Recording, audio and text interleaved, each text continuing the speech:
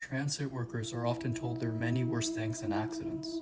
And in today's story, we're going to talk about one of them. In 1978, after a late night derailment that officially unalived 9 people, a small underground station in a northeastern city ended up being permanently closed. The public was later told that the structure was unstable, but internally, employees were told something else. If a train ever stalled near that tunnel after 2 a.m., operators were instructed not to open their doors under any circumstances. Many employees shook it off, thinking it to be mainly superstition. That was until the reports started coming in. Operators had described seeing people standing on the sealed platform. They had described figures dressed in outdated clothing, unmoving, faces turned towards the tracks, like they were waiting to board. Dispatch logs from the 80s mention engineers requesting permission to accelerate through that stretch because the passengers are way too close to the edge. And the crazy part is, the platform is supposed to be empty. The platform was sealed off many years ago. But in 2004, a maintenance electrician named Alvarez was assigned to inspect a power fluctuation along that line. His partner had called in sick, so he had to go alone. The last radio transmission from his shift was logged at 2:13 a.m. He said that the tunnel lights ahead were on. That was impossible. That section had been turned off.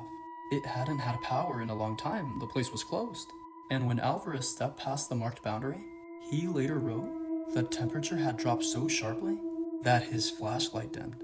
Alvarez recounts his footsteps echoed wrong, like if the tunnel had grown wider, and that's when he saw them. Dozens of people lining the platform. Not decayed, not transparent, just still.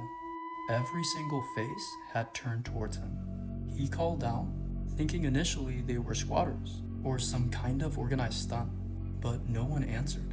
Then all of a sudden, one person had raised an arm and pointed down the tracks that were behind him. And when Alvarez turned, there was no train coming. But crazy enough, he could hear one. The distant rumble had grown louder, metal shrieking against rails, wind rushing through the tunnel. Except there was no light, no conductor's beam, just darkness moving fast. When Alvarez spun back towards the platform, the people were closer now, all of them standing at the very edge.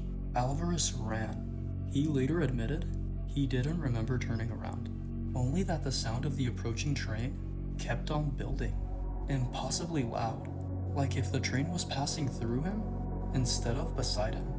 His radio went on to pick up the final seconds of his breathing. Then one sentence. They think I'm one of them. The line went dead.